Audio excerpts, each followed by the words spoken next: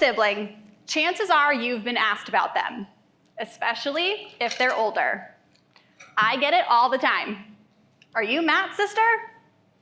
It's not because Matt's a math genius or a star athlete, though. It's because Matt has Down syndrome, and in a world programmed to notice difference, we stand out. Being Matt's sister isn't just some part of my life. It's the foundation of who I am. It's also the main cause of my identity crisis. See, I'm not just Matt's sister. I'm also his legal guardian, and those two parts of me rarely get along. The sister in me wants Matt to take over the world, to dream wild, to try hard, and to push every boundary. But the guardian in me is deeply afraid. The guardian in me wants to protect him, to shield him from a world that's quick to shut doors and slow to accept. For 32 years, I've been told what a good sister I am and how lucky Matt is to have me. And I'm just like, well, yeah. So do I get a medal for that? Maybe at least a free coffee? All joking aside, I'm simply wondering why no one thinks I'm the lucky one, because Matt is so much more than his Down syndrome diagnosis. He's a country music superfan and can belt out any song with unmatched passion. He loves dogs, specifically my golden doodle Phoebe, but will tell you that any dog is his favorite. He can also be really stubborn, especially if you want to listen to something different on the radio for a change. Let's just say that's not up for negotiation. But the world isn't ready for him. Matt faces barriers every single day, ones that are invisible to most, but very real to him. And he's not alone. According to the CDC, 1 in 4 adults in the United States lives with a disability. That's over 60 million people navigating systems that were never truly built with them in mind. When we build systems, anything from a website to schools, without including people like Matt, we're not just making things harder, we're shutting people out. And that exclusion ripples outward, impacting families, workplaces, communities, all of us. Because when you push people to the margins, you lose everything they could have brought to the center.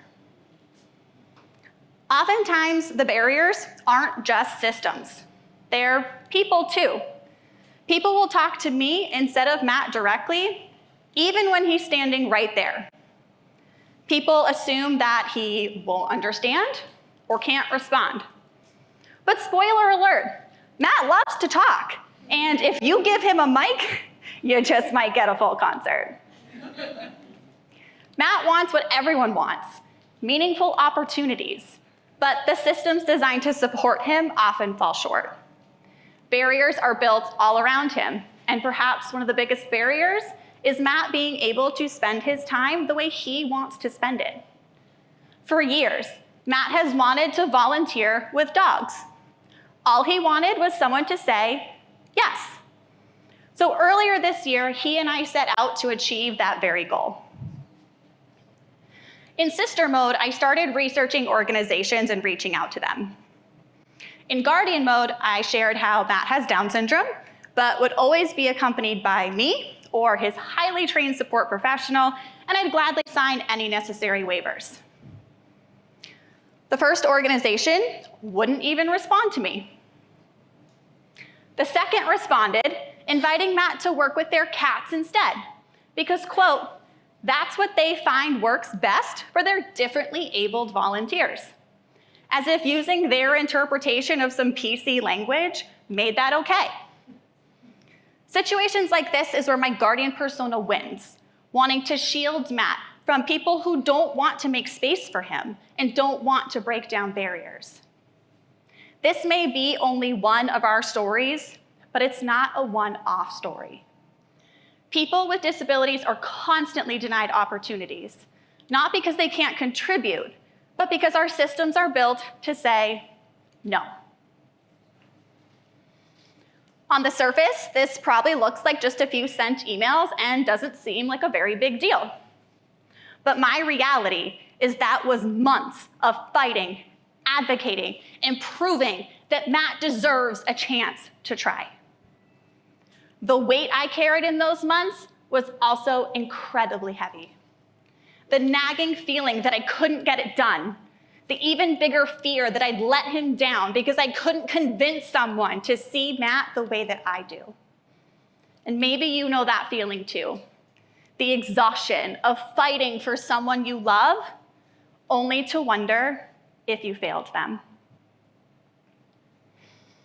And when those feelings had piled a mile high and I was completely ready to give up, we met Helen. Helen is a saint with pockets full of dog treats. She runs a local nonprofit that takes in dogs with special needs, dogs with broken jaws, dogs who are on hospice care, really any dog in need of a soft place to land. She was the third person I outreached to ask if Matt could volunteer for her. She didn't hesitate. She didn't give conditions. She simply said, yes. Helen's yes wasn't just permission. It was an invitation to belong. It was a door wide open, a place where Matt belongs too. He found a home there, and honestly, I'm not sure who loves who more. For the first time in a long time, maybe even ever, Matt's sister and guardian are at peace with each other, thanks to Helen. Helen's yes gave Matt belonging, and it gave me hope. It also forced me to take a really good look in the mirror. Helen saying yes without any hesitation forced me to realize that sometimes I'm the one still saying no. Not necessarily out loud, but in the quiet ways. Through fear, through hesitation, through holding back when I should be letting go. That hard truth showed up most recently at another place Matt loves to volunteer at, our local food bank. The first time Matt and I were in the food bank kitchen together, we were tasked with chopping about 50 pounds of carrots.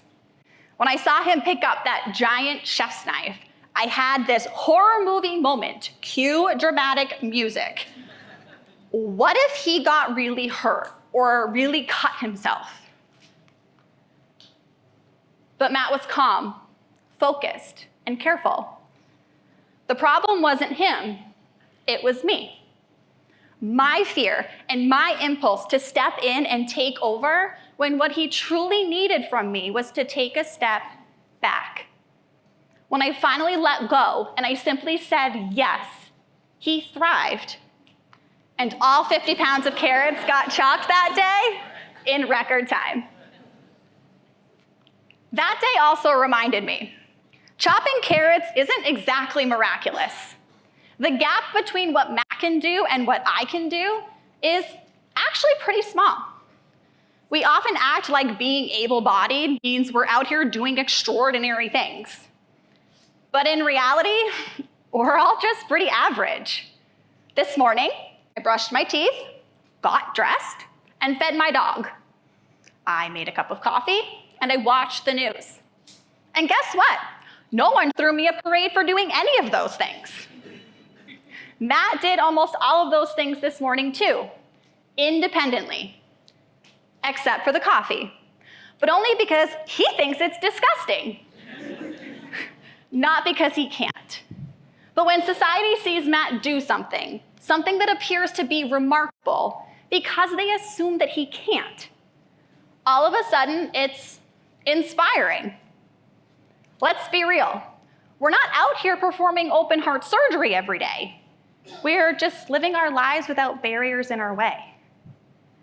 Matt makes his own choices. He advocates for himself. And every time I see a mountain of chopped carrots, I'm reminded this isn't just about skills. It's about dignity, purpose, and belonging. Being Matt's sister and his guardian has changed me. It's made me more patient, more persistent, and more aware of barriers built rather than broken. And the weight of carrying those barriers on your shoulders every single day is exhausting. What has saved me every time is finding others who will help me carry the weight. Someone very special to me once said, "Find your tribe, love them hard." I recently found my tribe, and I love them so hard.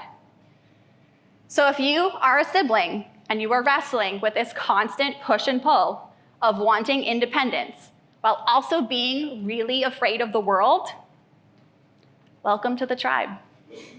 And if you've never met someone like Matt, maybe it's time you let yourself, because people like Matt don't just need space. They make our world better. This is where the story gets bigger than just Matt and me. I am not a hero for being Matt's sister. I am not noble for taking on guardianship. I am not strong for the weight that I carry. That is not the story. The story is that Matt and everyone just like him deserve a world that doesn't give out gold stars for basic humanity. That world is possible, and it is possible right now, but only if you and I create it together. We need people who will stop building barriers and start breaking them. Ask yourself, who is missing from your table? And what would it take to not just invite them in, but to make sure they know they belong? Inclusion begins with a simple yes. You don't have to be an expert to be an ally. Give someone the chance to show you what they can do.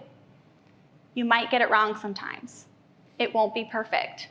And it's going to feel uncomfortable when you speak up because you see a barrier being built.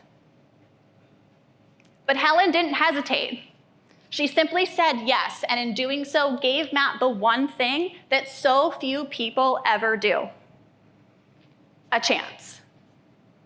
She gave Matt belonging, and she reminded me the power that every single yes has to break down barriers, no matter how big or small.